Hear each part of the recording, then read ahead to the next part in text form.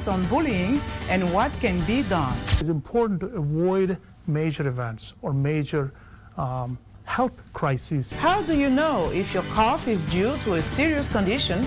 We'll have some answers. Stay well and strive to make every day a healthy day.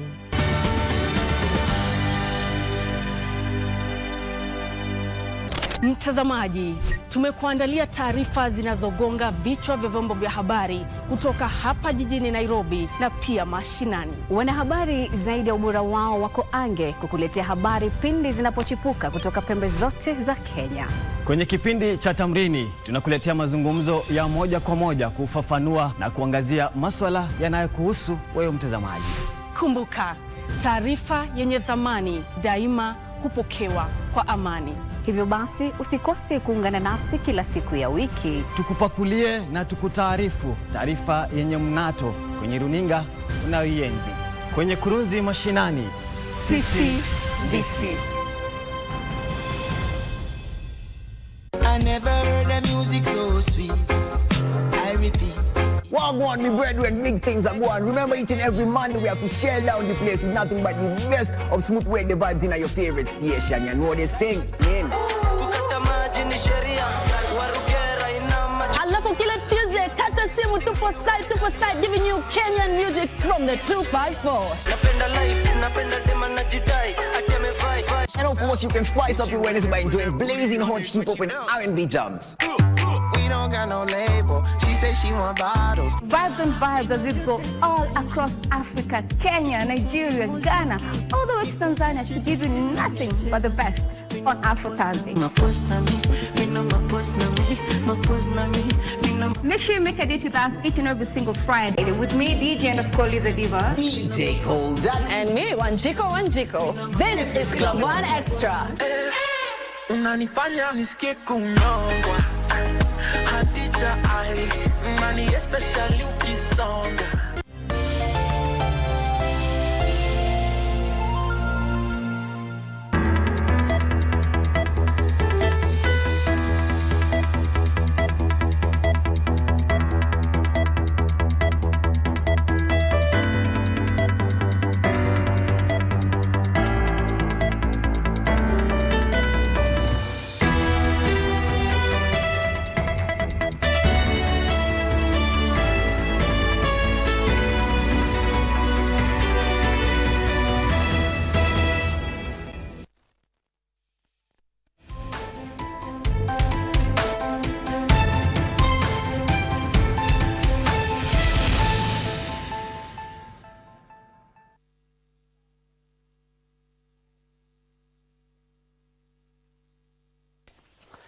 It is indeed the 10th day of December 2024. It's actually World Human Rights Day. My name is Ben Troy Enjoy, welcoming you to KBC Lunchtime News on this day.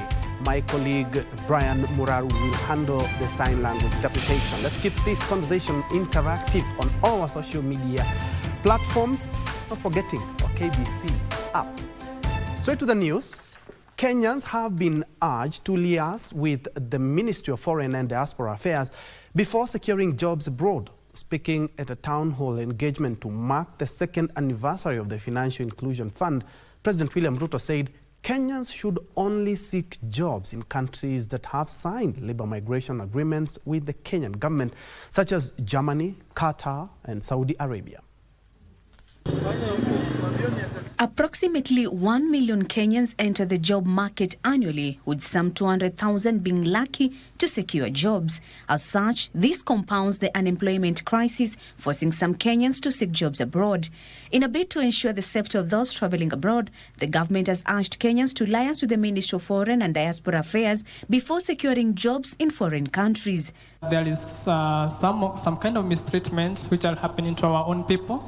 Those who have gone abroad, and let's say, just to mention like the Arab countries, what are some of the measures that you have put in place to ensure that our people are safe outside there?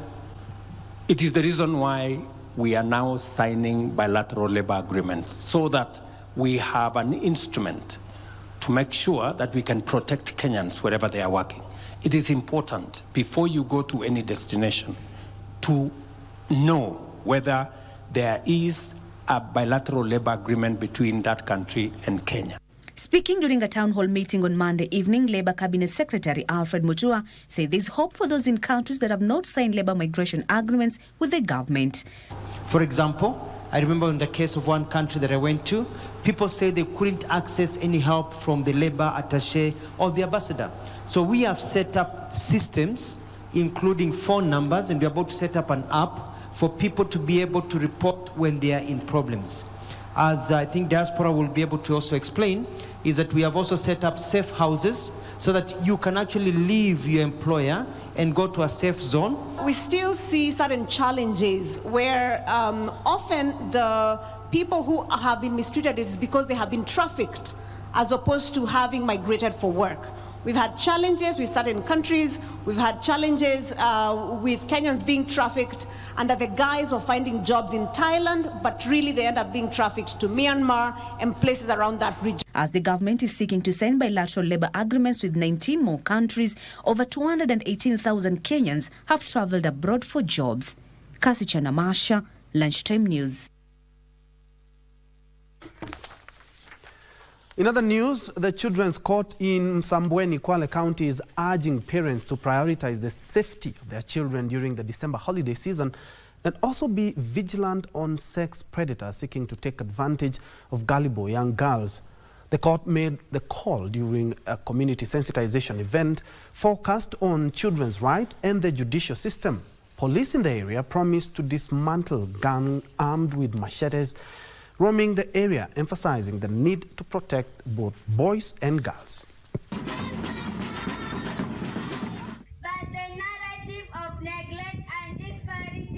Wazazi, nikiwakumbusha kwamba majukumu yenu mwashikilie vizuri, kwa sababu wazazi wametelekeza na wameacha majukumu yao ya kuwalea watoto ipasavyo.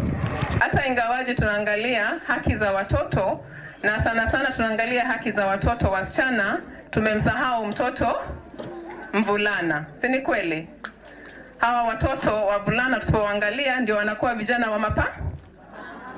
wa mapanga.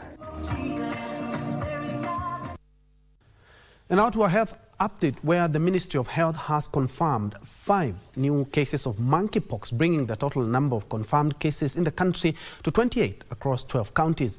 In a statement, Health Cabinet Secretary Deborah Barasa says the new cases have been reported in Nakuru and Mombasa counties. Further, the CA says since the onset of the outbreak in July, they have screened over 2 million travelers in various ports of entry, received 322 samples for testing, of which 28 tested positive.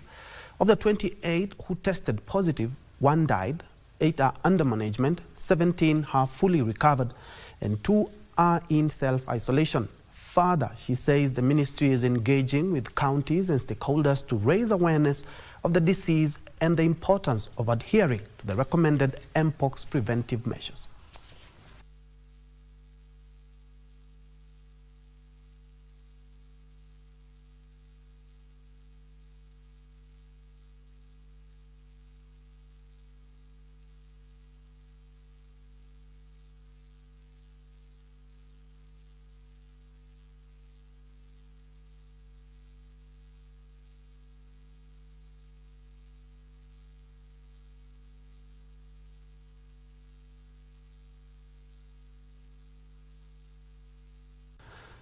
Elsewhere, the dispute over the ownership of land at the Eastern Mau Summit appears to be far from over after the Ogiek community opposed the government's plan to subdivide the land. The community has rejected the plan by government, arguing it violates the directive of the Arusha-based East African Court of Justice on their resettlement. During his visit at the Kapsinendet area in Marioshoni on Friday, Land's Principal Secretary Nixon Corriel revealed plans by the government to deploy surveyors in the next 2 weeks to begin the process of subdivision and issuance of title deeds. Nyumbani tunataka reserve yetu kama vile wanataka, wanaita Kericho, wanaita Bomet, wanaita Baringo. Sisi tunataka hapa Mareshoni ni nyumbani na hatutoki, heri tukufia hapa nyumbani. Hatukustaki jamii ya Wakalenjin, tulistaki serikali ya taifa la Kenya. So kile kitu tunaomba serikali watufanyie haki. Ni kuja kuweka beacons ya boundary ya forest ikiambatana na ile legal notice ya 2001.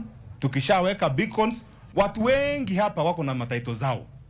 Hapa Marioshoni ndio tutamaliza mambo ya taito zao. Mambo ya Naswa tutamaliza mambo ya taito zao. Na hakuna mtu anakuja ati anatoka nje ati kuna shamba ya free. Kuna watu wameishi hapa na tunajuana, si kweli? And away from land matters, a group of traders from the Jua Kali sector in Malaba have called on leaders in Busia County to advocate for the establishment of a dry port at the Malaba terminus. The traders claim the move will spur the town's development and help create an industrial park, which in turn could address issues of unemployment and high poverty rate.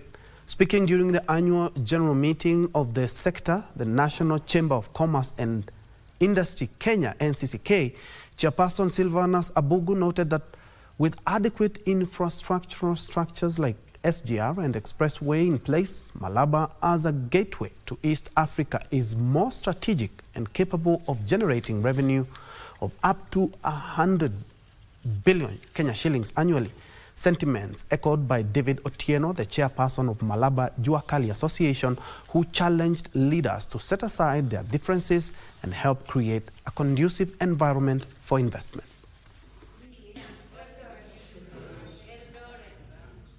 Tunataka Jua Kali sector ipewe support kubwa sana, maana watoto wengi wamesoma, wako na certificate, lakini hawezi kupata kazi. So I'm urging youths, I'm urging Jua Kali sector ili waweze kuwa creative, ili waweze kufanya kazi na waweke chakula kwa meza. Jambo muhimu ambalo ninahimiza viongozi wetu wa Busia wafanye kama jambo la dharura, waende wasemezane na rais na wasemezane na vitengo fulani katika Senate, wasemezane na kamati ambazo zinasimamia mambo ya mawasiliano katika bunge, na tuanze kulobi kwamba hiyo dry port itoke Malaba, itoke Naivasha, ikuje Malaba.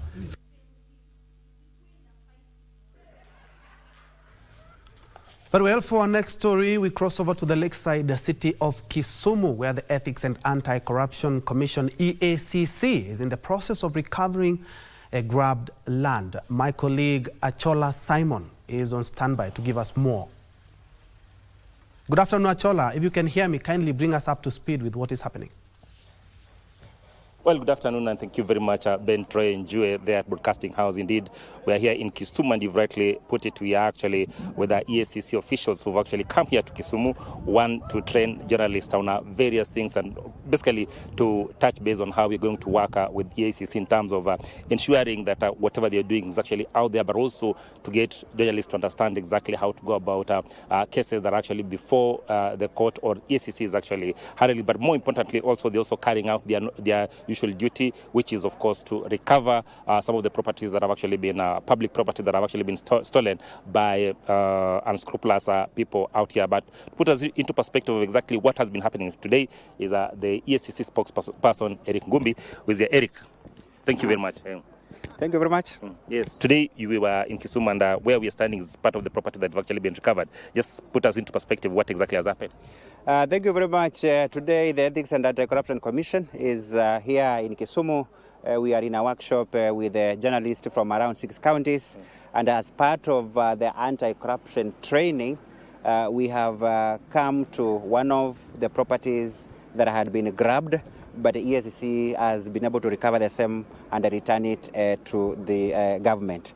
So in summary, in the last 2 months, the Commission has, through a court process, successfully recovered and returned to the public land that had been grabbed. It is worth 300 million, but it is now back. That land includes this parcel where we are now. If you look at the other side, you can see the signpost for Kenya Railways. So we have 3.5 acres of land in this area. We are now behind the county headquarters. This property was grabbed, but EACC has been able to recover it.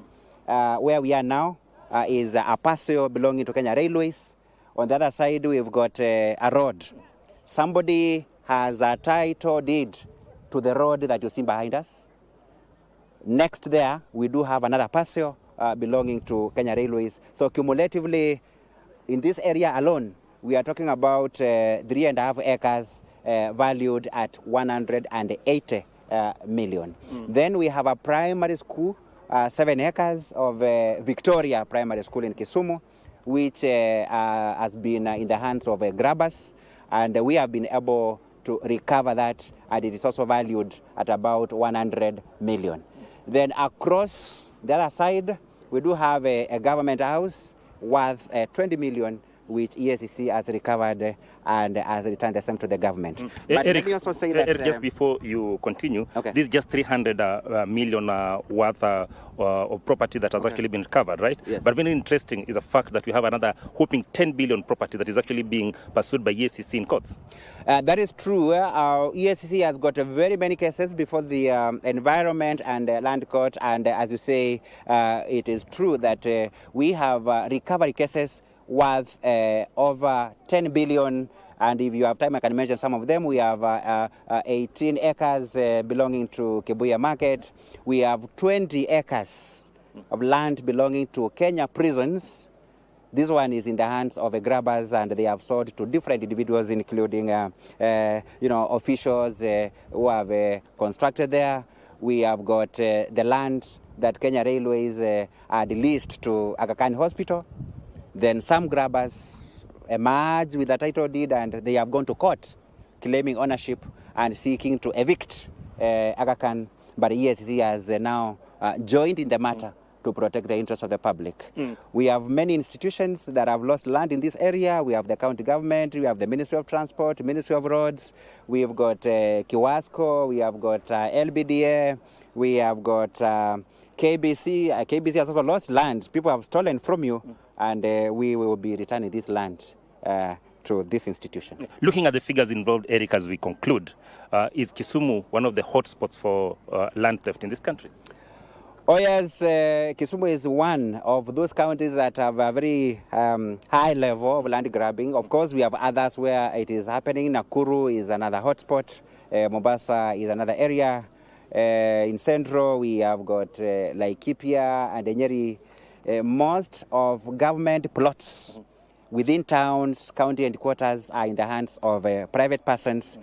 And the land that has been stolen is actually, one could say that could contribute significantly to the government's housing project if it's recovered. But again, EACC is not able to recover all this at a go due to capacity in terms of our numbers, but we just go, recovering one after the other. Eventually, it will be there. Thank you very much. Of course, Eric, we are hard pressed for time, but of course, we'll be giving a detailed news coverage of this in the subsequent bulletin. That is Erica Ngumbi, the EACC spokesperson, giving us details of exactly what is happening today. But also, just in the previous, in the initial interview we had with him, he also said that government officials actively involved in facilitating theft of public land will actually be pursued. Back to you, Ben Troy Njue.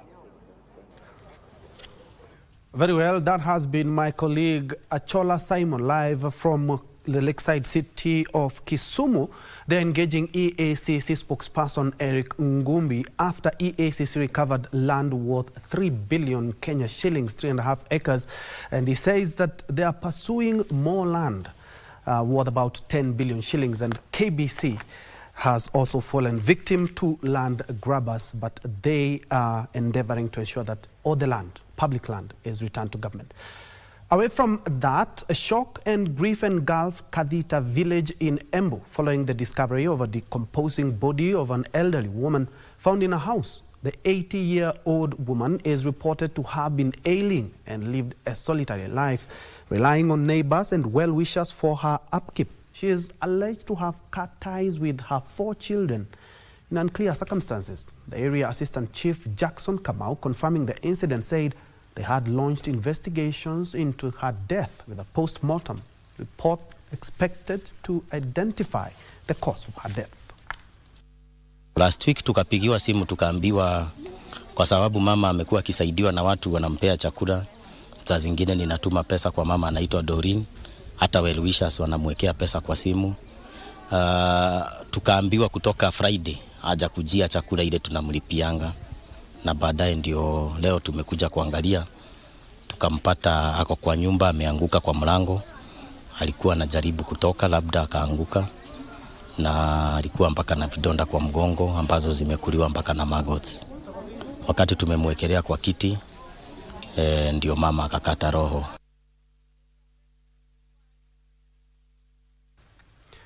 Very well, at about 16 minutes past the top of the hour, we are due for a fast break. But when we come back, I'll be giving you more information in regards to which teams are playing in the Champions League tonight. That a little bit later, but we also have more news and also business.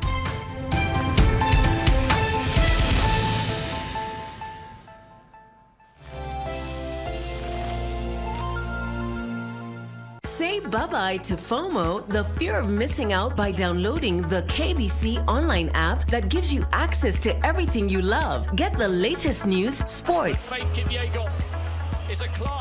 music, entertainment news, live radio, and so much more at the palm of your hand. To get the app, simply search KBC Mobile Digital App in your Google Play or App Store and download the app. Catch what you want, anytime, anywhere. Stay connected. Stay ahead with KBC Mobile Digital App.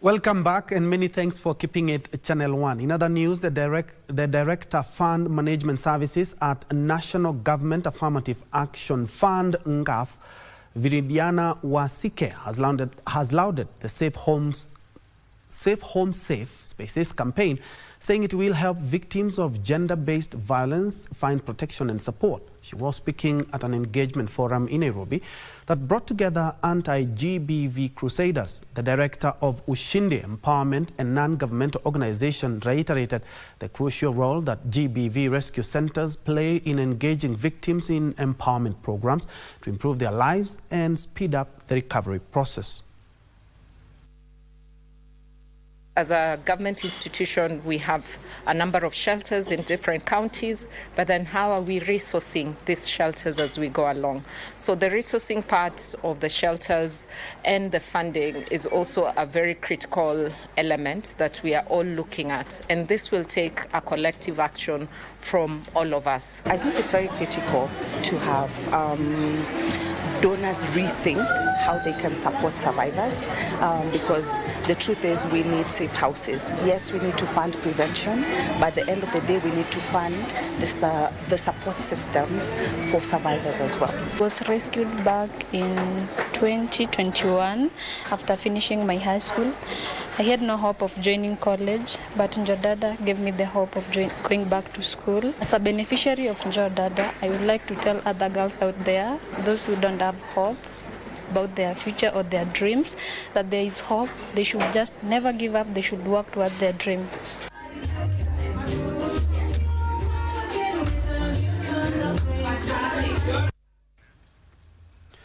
Elsewhere, Kenya and the state of Qatar will continue to expand and enhance cooperation in various sectors for the benefit of the two nations.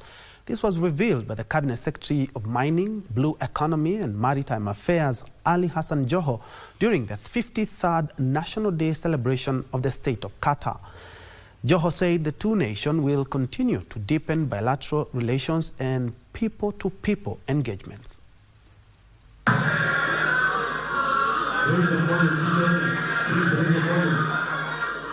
Members of the diplomatic corps, religious leaders and top government officials joined the State of Qatar Ambassador to Kenya Mohammed bin Mutair Al Nazi during the 53rd National Day celebration of the State of Qatar in Nairobi.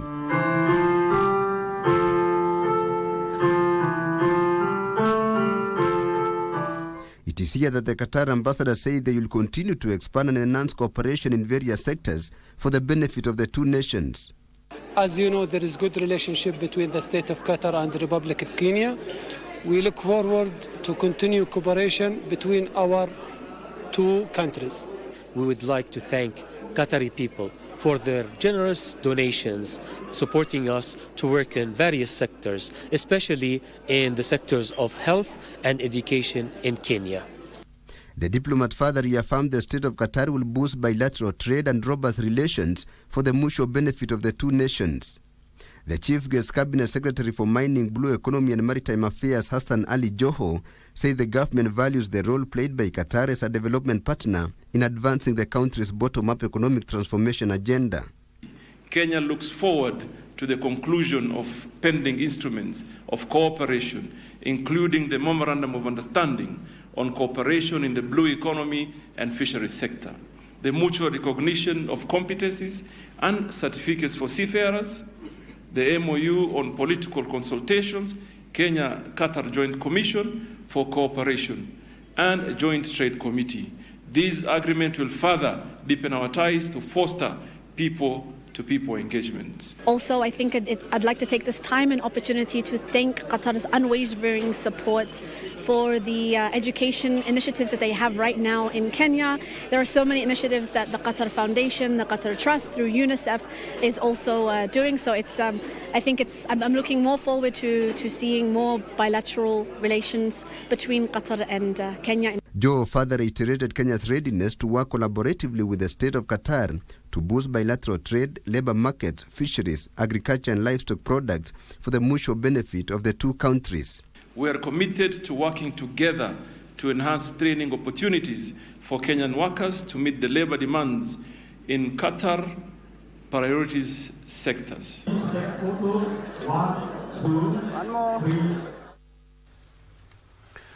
And moving on, over 2 million borrowers under the government's Hustler Fund will have their borrowing limits tripled following the launch of the bridge loan product. President William Ruto, who unveiled the new initiative during the second anniversary of the Financial Inclusion Fund, says the new product is designed to empower borrowers by increasing their credit limits and repayment flexibility, transitioning them, to the formal credit market. Mikopo kwa urahisi uweze kutimiza mahitaji yako na ya biashara yako. Launched in November 2022 as one of the flagship projects of the Kenya Kwanza administration, Hustler Fund has so far attracted 24.7 million registered borrowers, of whom 8.6 million are repeat borrowers, with a total of 60.5 billion shillings having been lent out since its inception. According to the government, the repayment rate stands at 79.5%, with borrowers having repaid 48.1 billion shillings. The bridge loan product now introduces a credit scoring system that will elevate borrowers' repayment behavior over the past 2 years. The new system will categorize borrowers into 9 tiers from A1 as excellent to C3 as poor to determine creditworthiness and new limits. The good borrowers will be able to triple their credit limits. Those who are at 50,000 can now move to 150,000. Those who are at 5,000, they will move to 15,000. There will be others who will be able to double their credit limits because of their behavior. There will be others who will add by 1.5%. There will be others who will not add any because they have not performed well. Unajua wakati ule mimi nilikuwa nasema usilipe. Mlikuwa mnajua mahali nilikuwa. Lakini saa hii nimefika pale nimeona hii ni kitu mzuri. Sio? Hii ni kitu mzuri inasaidia watu wetu. The repayment period has also been extended from 14 to 30 days, with those needing extra time now given an option for 1 month rollover at a slightly increased interest rate of 9.5%. We are asking financial institutions. We have very good borrowers in the Hustler Fund ecosystem. Please pick them up and take them to the next level. I want to ask banks, I want to ask financial institutions to look at the record. We will work with them so that we can, using our credit core mechanism, they can know the good borrowers and they can pick them up, and lend them money as we go into the future. The compulsory savings structure will now be pegged on Treasury bill rates, replacing the previous fixed rate, which was 3% less than the average Treasury bill rate of 11%. KNest will now manage the savings from Hustler Fund, and KNest is going to give every saver, we have 3.5 billion already, every saver the equivalent of Treasury bill. Trevor Ngendo for Lunchtime News. Moving on, widows in South Mugirango, Kisii County are decrying the myriad of challenges they face once their spouses pass on. According to the widows, they face ejection from their matrimonial homes and are often denied protection from the community. Speaking during a sensitization meeting at Nyabigege Primary School, the widows raised concerns on the issues they face, such as struggles in getting an education for their children, human rights violations, sexual assault, and expulsion from their homes. Na tena saizi tuko katika ile kipindi ya 16 days ya GBV. Tunapozunguka kando na kando, tukaweza kusema lazima tuwafikie akina mama ambayo ni widows. Mama hawa wamenyimwa nafasi ya kurithi shamba zao. Mama hawa wamefukuzwa kutoka kwa manyumba zao kwa sababu hakuna mzee ambaye anaweza kuwatetea pale nyumbani. Mama hawa wamenajisiwa na ni vile hawana mtu atawatetea, wamenajisiwa na wananyamaza. Mama hawa wafikiwi na services za kiafya. So imekuwa ngumu sana kwao, lakini siku hii leo wamesema ni muhimu kuwa hata government ikiweza kufanya planning, kukuwe na budget yenye iko specific sana. Widows wakuwe na priority katika ile kitu wanafanya.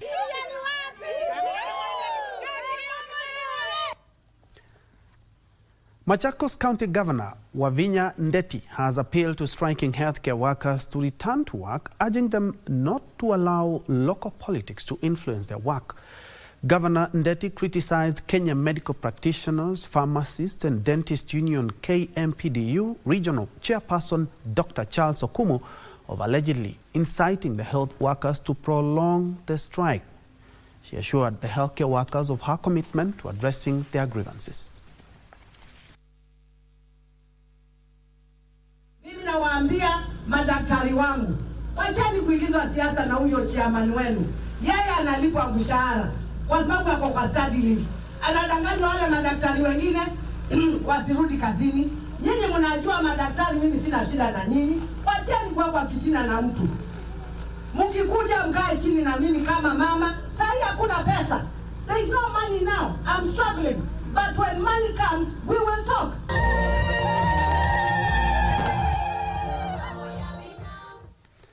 Korompoi residents in Kajiado East Sub-County want the Directorate of Criminal Investigations to probe an alleged plot to grab and subdivide a 3-acre piece of public land in the area.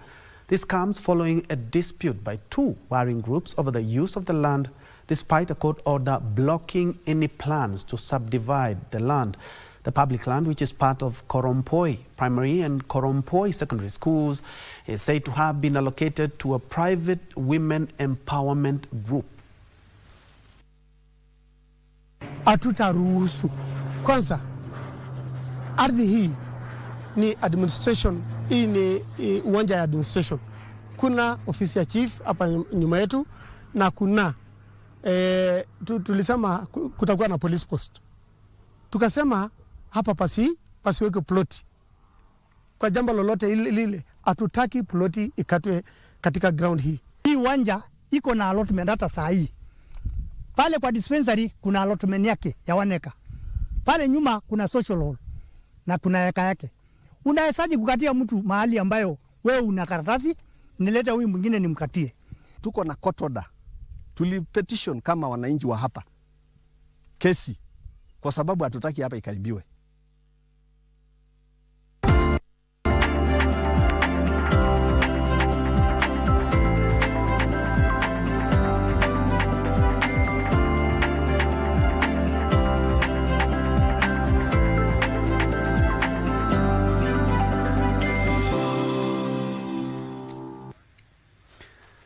Time to make sense of shillings and cents in business, where the government has received 1.6 billion shillings in funding from the United Nations through a joint program on migration, mobility and regional integration. Secretary of Administration at the State Department of Immigration, James Kianda, says key priorities of the program include capacity building, policy advocacy and strengthening community participation to bolster social cohesion.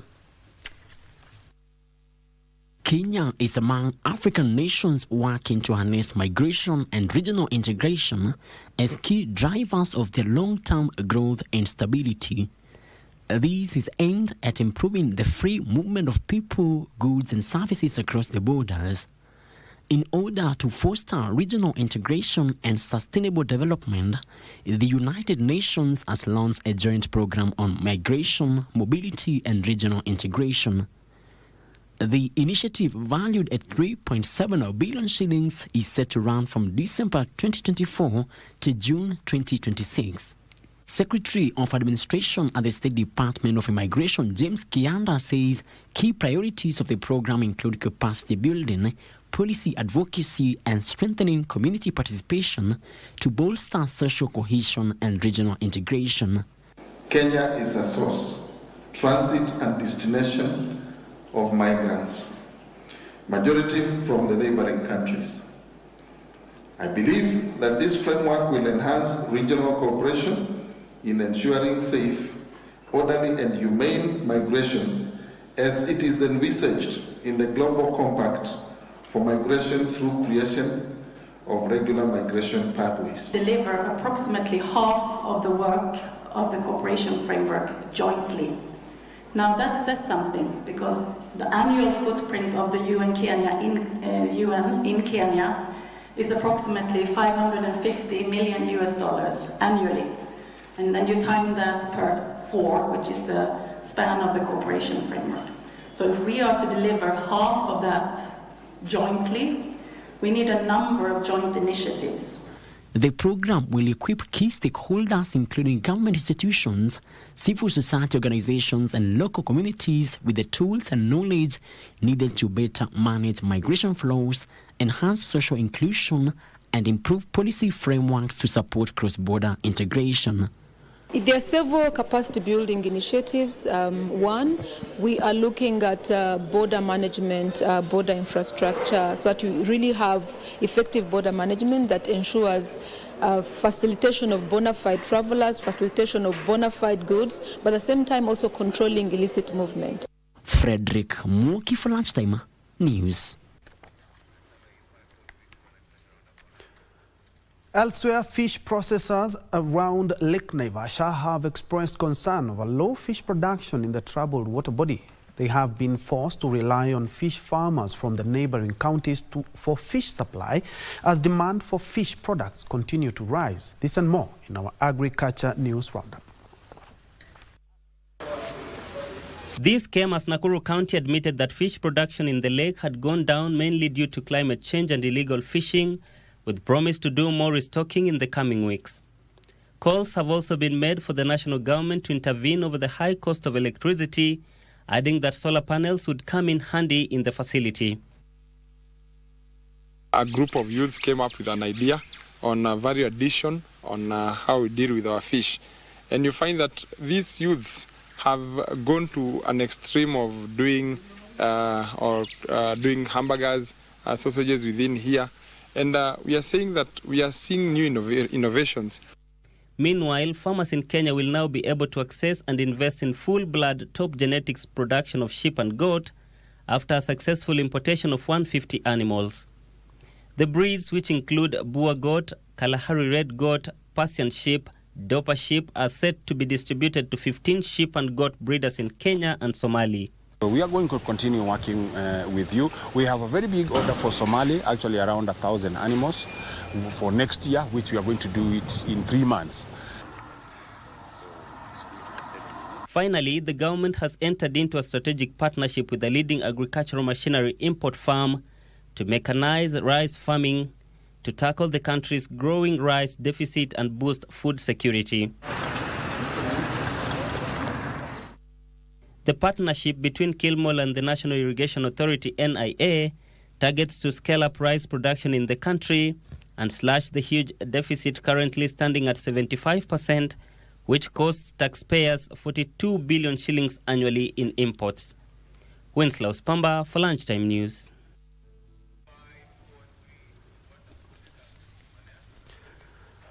Very well, and for our next story, we cross over to the Holiday Inn, where the digital transformation of Agriculture Forum is currently underway, and my colleague Tess Mutai has been keeping tabs with what has been going on there. Let's cross over and have a listen.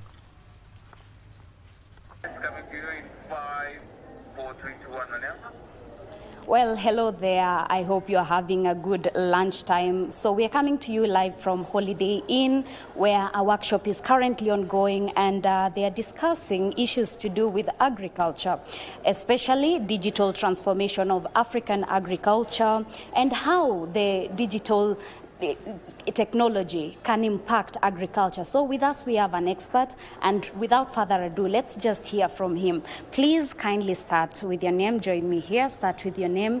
Tell us what you're doing today in just a bit of a summary. Thank you so much. My name is ML Jat. I'm the director of a global research program on resilient farm and food systems at ICRISAT. ICRISAT is headquarters at Hyderabad in India, but we work across many African countries and Asia.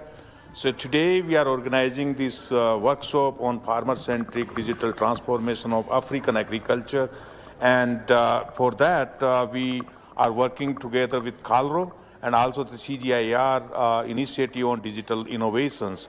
And so we gathered together, bringing the diversity of stakeholders from many countries in Africa, starting from the International Center, but KALRO and NGOs and private sector. And we are discussing together how we together can contribute to the African smallholder farmers. And in that context, digital agriculture is moving and rapidly evolving. But I think it's still we need a farmer-centric tools or innovations which can really help farmers. And for that, we are discussing together what tools are available which can help us in delivering the technology to the farmer, what tools we can bring which are available already. So for that purpose, we also have a discussion on South-South learning, for example, India-Africa learning. And for that, we have experts from Indian Council of Agriculture Research, sharing experience, what technologies work there. And to name some of the tools, for example, weather or the climate change is one of the major problems. Farmers need information on the right time for planting their crop, for selecting their crop, and also management of the crops.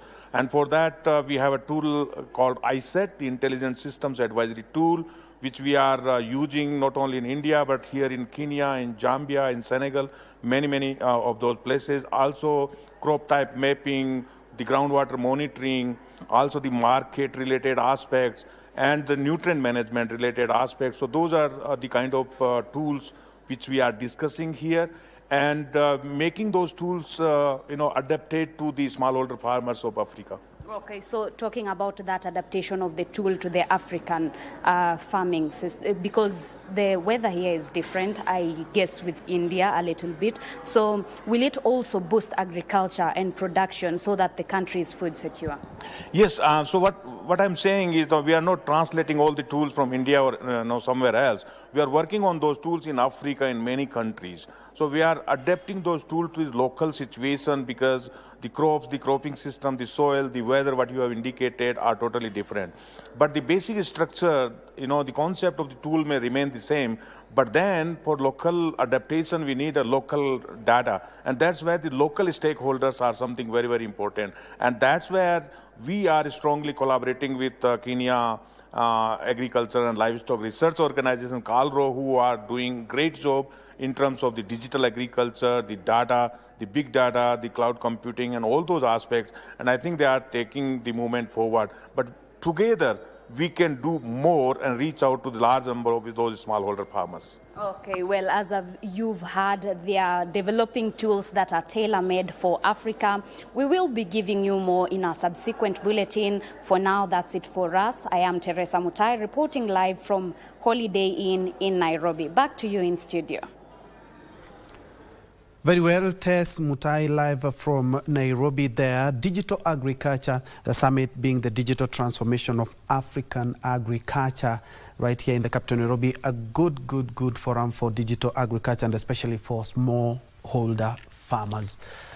Elsewhere, small-scale millers and micro-food processors are set to benefit from a 1.5 billion shillings credit facility to boost nutrition. Global Alliance for Improved Nutrition Food Financing Manager Polly Mwongera says the credit facility will mainly target medium and small-scale millers to add fortification lines at their plants to improve nutrition. In Kenya, malnutrition stands at 18%, with children under 5 grappling with stunted growth. This has seen Kenya health expenditure increase substantially due to cost of treatment. To boost nutrition through increased fortification and food safety, a section of lenders and non-governmental organizations have raised 1.5 billion shillings to advance cheap credits to micro and mid-sized food processors to increase nutrition. The entire fund, currently we are in the second phase of fundraising. The fund is currently valued at about $11.5 million and we are already investing. The fund will advance cheap credits to cereal millers to add fortification lines in their factories. We have a processor in Kenya that is producing fortified flours for the mass market and especially targeting lower income consumers because what we've seen in their model, they're actually producing a specific product that is subsidized on the market prices. Food processors will be financed to properly handle and blend their produce. Businesses who have very innovative, very promising products, and also linking them with investors who offer technical assistance, impact investors, and also commercial banks, so that they can be able to, so that we can be able to bridge the gap that exists between private sector players in the nutritious field. The facility will offer mid-startups in the food sector with a working and operational capital of up to 100 million shillings. Bringing together these businesses who have very innovative, very promising products, and also linking them with investors who offer technical assistance, impact investors, and also commercial banks, so that they can be able to, so that we can be able to bridge the gap that exists between private sector players in the nutritious field and also the financing stakeholders. It would be nice if when the government is coming up with policies to support especially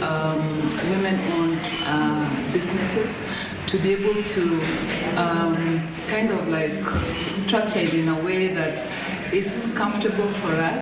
In its 5-year nutrition strategic plan, the government had earmarked over 900 million shillings to, among other policies, enforce food fortification and increase food safety to promote nutrition in the country. Benson Rioba reporting for Lunchtime News. Elsewhere, the Kenya Maritime Authority, KMA, has unveiled a digital system to monitor and manage all development intervention within the Lake Region Economic Bloc. The monitoring, evaluation, and learning system, dubbed the email, seeks to create a common user digital platform where all the resources geared towards the development of the block are monitored and managed to avoid duplication and pilferage. Kisumu Governor Professor Anyang' Nyong'o and his Busia counterpart Paul Otuoma, who attended the launch, lauded the move and called for collaborations among stakeholders in exploiting available investment opportunities in the region. With the team, for the first time within the blue economy and within the Lake region, we are going to be introducing a tool that is going to be used for evidence-driven governance. And this is a tool that is unified, a tool that we have worked on in collaboration with all the institutions that we have been onboarded onto the platform. In order to enhance the coordination of blue economy development activities, the 14 counties under the Lake Region Economic Bloc have come together with a national government agency, including universities in the region, and established the Lake Region Blue Economy Multi-Agency Action Plan. It is this action plan that was at the center of our discussions today. The commitment of the Council of Governors to sustainable blue economy practices is unwavering. As the chair of the blue economy, I want to commit that we are going to to support counties to implement proper policies and initiatives that can log into what we are launching. Elsewhere, private and public organizations in Kenya are being urged to prioritize environmental, social, and governance (ESG) practices to stimulate economic growth. Michael Musioka, project manager at Isuzu East Africa, says companies and government agencies must work together to integrate sustainable business practices and transparent governance. Today's sustainability seminar draws us into evaluating a key theme of bridging the governance gap, best practices for the private and public sectors, which we hope to uphold in our organizations to ensure sustainability. The third leg of ESG, which is so critical because good governance impacts people positively, and bad governance impacts people negatively. And we really have to find a way of focusing on governance, and good governance for that matter. How can we sustain our livelihoods? How can we sustain our world? How can we sustain our institutions? But to be able to do that, you definitely need a means. Yes, it's the end, but what is the means? And the means is clearly the E, the S, and the G.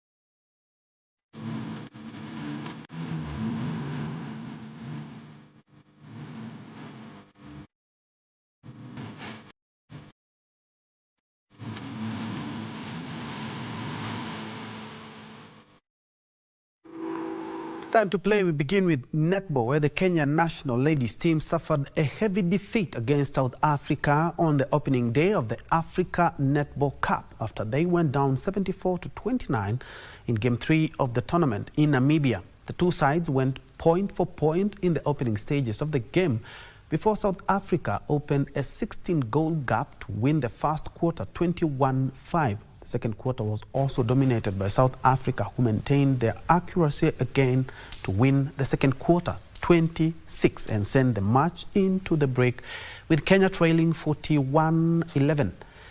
Kenya limited their opponents to just 16 goals in the third quarter as they scored 9 to trail 57-20 going into the fourth quarter, which was not enough as South Africa ended up winning the game 74-29. The game was played just before the opening ceremony of the tournament.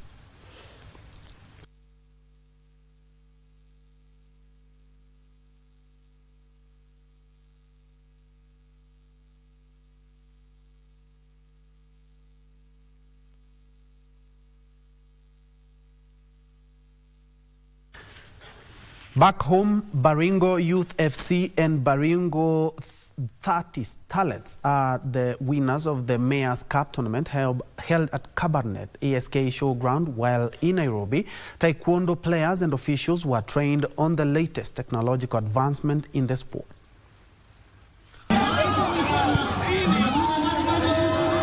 Baringo Youth FC trounced Kaptimbor FC 1-0 in a hotly contested men's final, while Baringo Starlets comfortably saw off Rising Starlets 2-0 to emerge the ladies' winners. The tournament organizer, who is also the Kabarnet Member of County Assembly, Ernest Kibet, said he put up the tournament so as to accord the youth a chance to keep themselves busy, especially during this holiday period.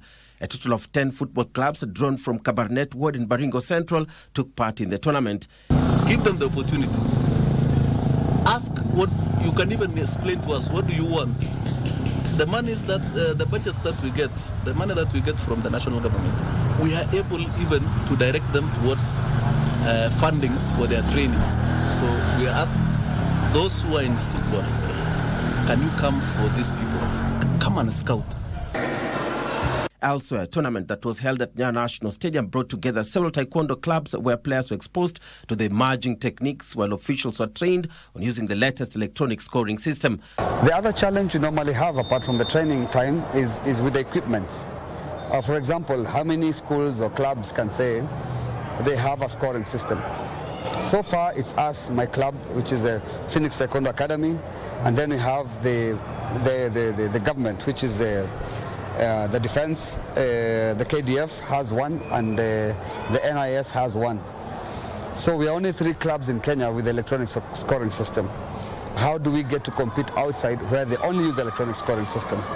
So with this kind of competitions, we get to expose these kids. We're using electronic system, and I play tournaments, but I don't really get the chance to use the electronic system. So it was kind of difficult, but it was fun. And I know my upcoming games, I'll play better than the way I played today. The electronic system that we used today is actually good. It prevents a lot of bad games and point distractions and stuff. So you get to get your full points and full marks. You get to get whatever you played. Taekwondo stakeholders were also urged to do more so as to popularize the sport in the country. Further afield, Premier League leaders Liverpool will be looking forward to go back to their winning ways when they take on Girona in one of the 9 UEFA Champions League matches tonight, having drawn against Newcastle in their last match. In some of the other hotly contested encounters tonight, defending champions Real Madrid of Spain will face Atalanta of Italy. German machine Bayern Leverkusen will host Inter Milan of Italy, while RB Leipzig, who have not won so far in the Champions League campaign, will play English side Aston Villa. Jones, McAllister on the ball. PSV, Club Brugge will host Sporting, Salzburg will meet PSG. And in England, West Ham United defeated a struggling Wolves 2-1 last night at the London Stadium in the English Premier League to ease the pressure on their under-fire head coach Julen Lopetegui. While in the Spanish La Liga, Getafe and a narrow 1-0 win over Espanyol. Udinese defeated Monza 2-1 in Serie A. In La Liga, Getafe managed to earn 3 crucial points with a narrow 1-0 win over strugglers Espanyol to move outside the relegation zone.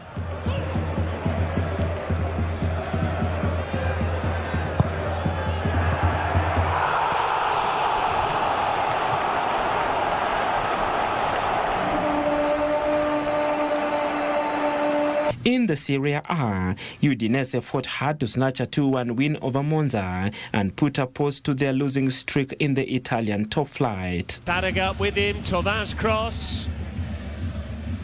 Kellenkamp will collect. In by Zamora, and who is there? Lorenzo Luca. Daniel Maldini, who can turn here. Maldini, and still Kyriakopoulos, there's the equaliser. Kellenkamp can look for Biol, he's found him. Yaka Biol striding forward and scoring. The centre-back. Kyriakopoulos, Juric calling for it, it's towards Juric, too high.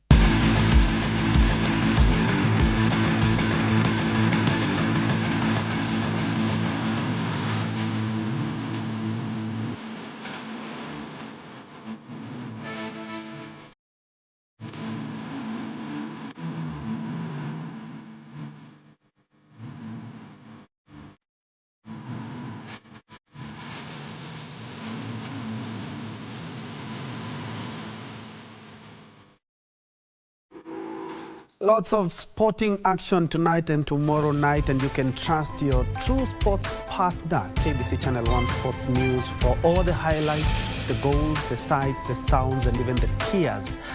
That's where we put a cap on KBC Lunchtime News this Tuesday afternoon. My name is Bentro Njue, and Brian Muraru has been my colleague on the sign language interpretation on the bottom of your screen. I wish you a blessed afternoon. Don't forget to check out our social media spaces for this news plus much more. More news for 7 and 9.